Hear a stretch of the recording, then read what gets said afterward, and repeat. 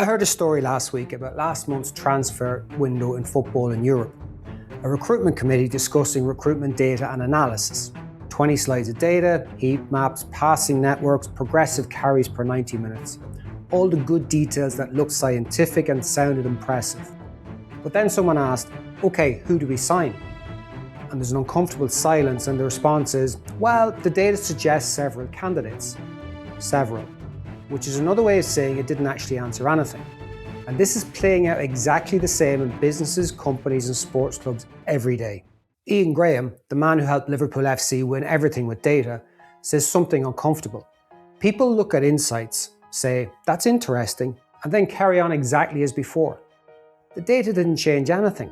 It just gave them something to reference in the meeting. Or worse, they cherry-pick metrics that support what they already wanted to do.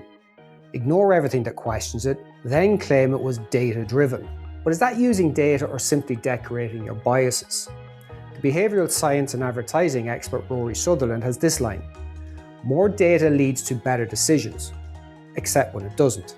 That second bit is the nugget of wisdom everyone shies from and doesn't want to examine. Because sometimes we deploy rigorous analysis not to improve decisions but to make them easier to defend. So say you make a call based on judgment and it fails, you're exposed. But make a call based on the data and it fails. Well, the model had limitations, variables changed. Data gives you somewhere to hide. One thing I've noticed about leaders in sport and business who actually use data well, they ask one question first. What decision would this change?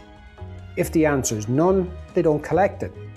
Most organizations have built sophisticated data infrastructure, but people making decisions don't know how to use it. It's kind of like handing a learner driver a Ferrari that they can't maneuver. So what's the upshot? So try this after your next data presentation. Ask, what am I going to do differently because of this? If you can't answer specifically, it's just noise. And then there's an uncomfortable follow-up question. If the data showed the opposite, would I change my mind? If not, you're not really using data. It's really just confirmation bias with graphs.